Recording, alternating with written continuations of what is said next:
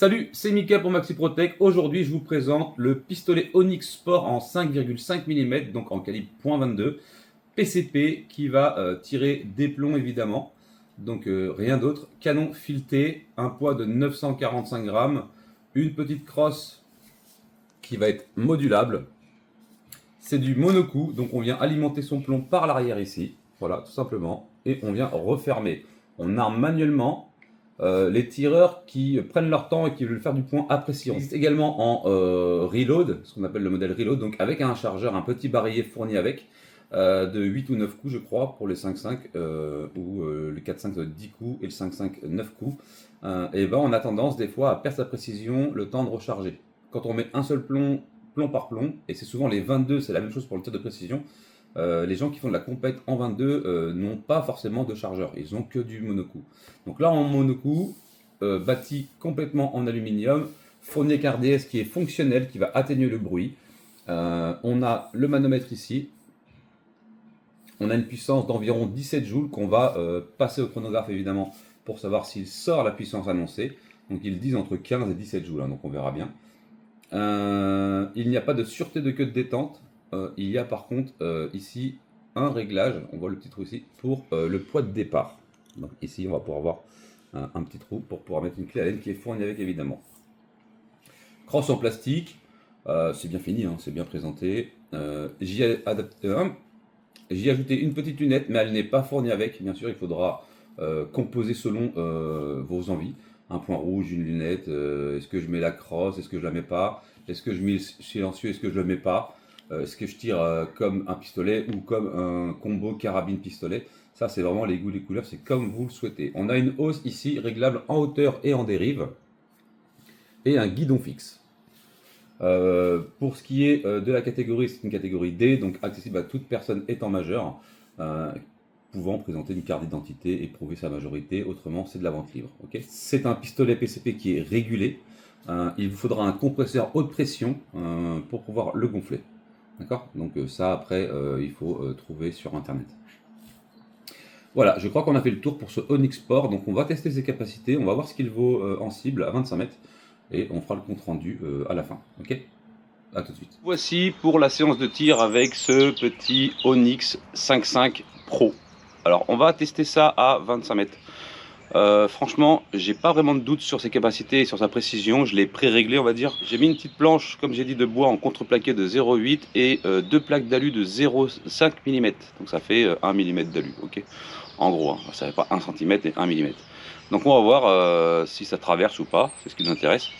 Et surtout le bois. Le bois, ça m'intéresse, que l'alu, je sais que ça va passer au travers. Et on va compter les joules. J'ai mis le chronographe à côté. J'ai préparé la petite application ici. On va la mettre là, comme ça je pourrai le faire au fur et à mesure de la vidéo. Et on se rendra compte vraiment. Donc on utilise là pour le premier test les plombs Rifle RTX. Pour l'instant, on va le faire à 25. Donc on va ouvrir en fait. On ouvre simplement le petit truc sur le côté. On met notre petit plomb. Et pour amorcer, simplement, c'est juste le chien qu'on va ramener vers nous. Ok. Tac. On a mis l'appareil photo cible en route. On va le chronie, c'est bon. Bah écoutez, je crois qu'on est vraiment pas mal en fait. Voilà. On va armer, donc avec le petit chien ici, tac. Alors vous allez voir, ça fait vraiment aucun bruit, hein. C'est vraiment sympathique. On vise le centre cible et on essaie de grouper au même endroit tout le temps. Là, je m'éloigne un peu de mon truc et on va voir le groupement. On a 184.8 pour le premier shoot. Donc 184.8. On a 19,8 joules. C'est pas mal. C'est vraiment un bon premier shoot. On va en faire un deuxième confirmé. On va se faire 5 plombs de chaque. Donc on va faire 5 ZAN, 5 jumbo exact avec des poids différents. Et on va recalculer chaque fois la puissance, voir si c'est plus lourd, si on gagne ou si on perd. Ou si ça reste à peu près correct. Okay, alors l'autonomie, je ne la connais pas parce que c'est du plomb par plomb. Donc j'ai pas été jusqu'au bout du réservoir. J'ai fait que 3 tirs pour le régler. J'ai pas eu de mal. 193.7. Alors c'est beaucoup. C'est beaucoup. 193. On est à 21 joules 79. Encore une fois, j'ai pas la vue sur le chrono, mais faites-moi confiance. Hein, vraiment, voilà, je vous sors les valeurs au fur et à mesure. Donc on a bien 1,17 g de plomb, évidemment, que je dis pas de bêtises. On a les AV de chez Rifle RTX, donc 1,17 g. Et on est en 5,5, ça on s'en fout du calibre, mais c'est les valeurs que le chrono me donne. Et c'est ultra silencieux, ça c'est vraiment agréable. C'est vraiment comme ça qu'on prend son temps, on se prend au jeu de faire gaffe. 191,4. On a 21 joules 34. Et ensuite on fera les tirs sur les différents matériaux que j'ai mis. Oh, on est trop dans le trou par contre là-bas. 192,1. Vraiment, on tourne vraiment dans les 192,1. Enfin, point 1, on s'en fout, mais 21 joules 56. Il tabasse le Lascar, hein. Et vraiment même plus puissant que le PP 750. Alors est-ce que c'est parce qu'il est monocoup et qu'il n'a pas de déperdition? C'est fort possible. J'espère que vous prenez toujours autant de plaisir à regarder les vidéos que moi je en prends à les tourner. Bah ouais, on est dans un seul trou. 192,4. Donc 192, on est pareil, hein, 21 joules 56. Ok, donc je propose qu'on change. On va prendre les jumbo exacts, on va changer le poids. Donc ceux-là, ils font 1,64 g. 1,64 g, c'est énorme. Bon, ça fait des sacrés plombs. Alors, avantage aussi du monocoup, c'est des plombs qui passeraient pas forcément dans un barillet, parce qu'ils sont vraiment très longs. Donc là, le monocoup, on peut vraiment y mettre ce qu'on veut, en fait. Tout type de plomb, quoi. Voilà, en 5,5. Un barillet, ça limite des fois. Et quand on a le barillet, on peut pas forcément le mettre. Alors en général, chez Artemis ou Onyx, ils pourront vous mettre, je pense, un single shoot. Mais c'est vrai que c'est pas mal. Allez, on est parti sur ces plombs-là. On va tomber peut-être, je sais pas trop. On va viser centre cible, on verra bien où on tombe. Ouais, on tombe un peu. Et on a 159,3 mètres. Ouais, c'est normal. Imagine bien que, voilà, imaginez si c'était autre chose, voilà. 159. On a 20 joules 79. Ça se tient, hein, ça se tient. On va refaire encore 5 shoots. Donc la précision forcément sur la cible va prendre un coup par rapport aux 5 premiers shoots. Gardez en tête les 5 premiers shoots parce que vous allez forcément régler votre lunette par rapport à un type de plomb. D'accord? Et c'est vous qui allez d'ailleurs choisir ce type de plomb en fonction des distances de tir, du résultat voulu, etc., etc. La queue de détente d'usine est extraordinaire. Ah ouais, on tombe plus bas et on a 160,5. Donc oui, on n'est pas loin. On avait 159 juste avant. On a 21 joules 0,56. Ouais. Je pense que celui-là, il va partir comme des petits pains. Hein, parce que là, vu ce qui sort, c'est quand même pas mal du tout. Hein. Je pense que le bois là, je redoutais que le bois on le traverse pas parce que je partais du principe où ils annonçaient entre 15 et 17 joules. Et en fait, non. En fait, à mon avis, les plaques de bois, on va les exploser. C'est sûr et certain. Même le système, on n'a pas envie de tirer vite avec. On prend notre temps. Voilà. Je suis descendu un petit peu plus. On a 159,6. Donc on est pareil, hein, 21 joules. 161,1. Ah, 161. On voit que c'est quand même assez régulier. Hein. 21,32. Donc au final, qu'on mette des plombs d'1,17 g ou des plombs plus lourds, on a une vitesse moindre, mais on garde la même puissance. Donc c'est très bien.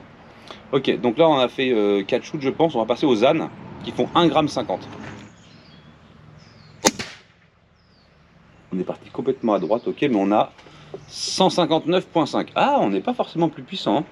On va même baisser en puissance, je pense, avec les slugs. On passe à 18,96 joules. Je vais regarder quand même. Alors, mon arme est vide. Je vais regarder le... On est à la moitié de la patate. Et on a tiré quelques plombs. Il reste la moitié du réservoir encore. Bon, on a quand même des valeurs qui oscillent entre 19, 8, 7 et 21 joules avec les plombs les plus lourds. Malheureusement, la GoPro a planté. J'ai déjà tiré sur les matériaux, mais on va le refaire parce que du coup, c'est un peu le spectacle. Donc... on va recommencer. On va recommencer par les plombs les plus légers. On va tirer dans les matériaux. Alors, je ne les ai pas défaits exprès pour avoir la surprise en même temps que vous, pour savoir si ça a traversé ou pas. Mais à mon avis, je ne me fais pas d'illusions. Oui. Donc, on va tirer un plomb de chaque dans les matériaux. Dans l'alu, on va tirer en haut. Il y a tous les impacts. Je suis désolé, mais c'était juste avant. Et Ben, c'est pas voulu. Ok.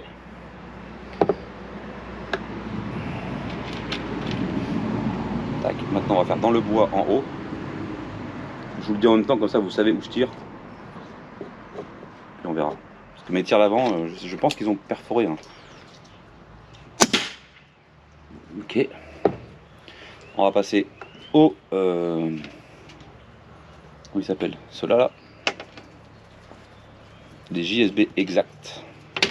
Donc c'est les plus lourds, 1,6 g, c'est quand même pas mal déjà. Allez, les plus lourds, on va essayer de tirer entre les deux cibles. Ben voilà, parfait. Alors si là-bas traversé, c'est qu'on commence à descendre, à mon avis, en puissance. On commence à être à peu près à la moitié. Il y a déjà une bonne 30-35 plombs qui sont partis avec ceux que j'ai pas eu sur le rush d'avant. Mais on a une autonomie d'environ, ils annonçaient entre 40 et 50 tirs. Donc bon, faut voir après ce que ça donne avec 20 joules. Mais quand même 20 joules, quoi. C'est la puissance d'une carabine, faut le rappeler quand même. Hein. C'est pas mal. Hein. Pour ceux qui vont prendre ça sans la crosse et tout, ça va être un régal pour eux. Allez, le bois, on va essayer de tirer entre les deux aussi. Bon, on a tapé juste en dessous, on est bien. Okay. Ça me permet de me repérer au niveau des impacts. Après, bon, je pense qu'ils vont tous plus ou moins traverser. Hein. Après, voilà. On aura fait toute la vidéo, tous les essais de tir avec le même réservoir. Et ça, c'est bien. Réglage inclus. Hein. Donc ça, c'est vraiment pas mal. Je sais pas si j'ai déjà dit, mais... parce que comme j'ai dû recommencer la deuxième partie, la GoPro avait planté, n'hésitez pas à virer la hausse, parce que ça gêne pour mettre les plombs. S'il n'y avait pas la hausse, je galérerais pas du tout. Mais je ne l'ai pas démonté moi, j'ai mis directement la lunette. Allez, l'aluminium, on va tirer complètement à droite. Avec les slugs, alors je crois que j'ai eu le côté droit, mais vraiment, le côté droit, vraiment bord, on verra bien. Et le slug dans le bois. C'est peut-être les seuls qui vont peut-être pas passer, parce qu'ils ont tendance à s'écraser, c'est les têtes creuses, donc ils sont vraiment faits pour s'écraser, parce que c'est même mentionné sur la boîte, ici, ils sont comme ça normalement. Donc ils s'écrasent vraiment complètement, ils sont censés... Voilà, t'as compris. Allez, le bois, et on aura fini. Bon, on a tiré complètement à côté, mais on est quand même dans la planche, puisque le scotch recouvre la planche. Ok, on se met en sécurité, et on va démonter tout ça, et je vous amène le résultat. Alors, pour ce petit résultat, alors on va commencer par le bois. Le bois, ils ont tous traversé, ils ont tous éclaté le bois en contreplaqué. Vous pouvez voir l'épaisseur, hein, il n'y a pas de mensonge, c'est du 0,8, hein, quasiment 1 cm. Bon, sans problème, tout est passé au travers, ça a tout éclaté. Okay, et on peut voir que là, on a tiré avec les slugs, c'est des impacts beaucoup plus gros en fait. On a vraiment bien déglingué les trucs. Donc voilà, ça a même traversé le carton et ça a fini dans mon arrêtoir derrière. Pour l'alu, c'est différent parce que l'alu a tendance à venir se déformer, le bois non. Donc l'alu, on a un plomb qu'on va retrouver ici, qui s'est écrasé, donc au milieu. Celui-là, c'est un JSB, je crois, si je dis pas de bêtises. Ouais, c'est un JSB, donc c'est cela. Donc il s'est complètement écrasé, donc il a très bien champignonné, mais il n'est pas passé au travers. Il s'est arrêté dedans. Après, on a un impact sur le côté, si je dis pas de bêtises. Celui-ci, c'était un impact pareil, de ZAN, donc tête creuse, fait pour s'écraser. Autrement, celui-ci n'est pas passé non plus. Il a fait un bel impact. Je pense que ça doit être aussi peut-être le JSB, je sais pas. Parce que ça, en fait, normalement, la cible, elle est comme ça.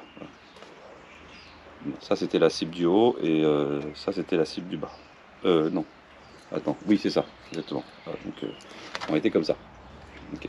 Donc là, on n'est pas passé, et on n'est pas passé non plus en bas, ici, là. Donc pour le dernier plomb.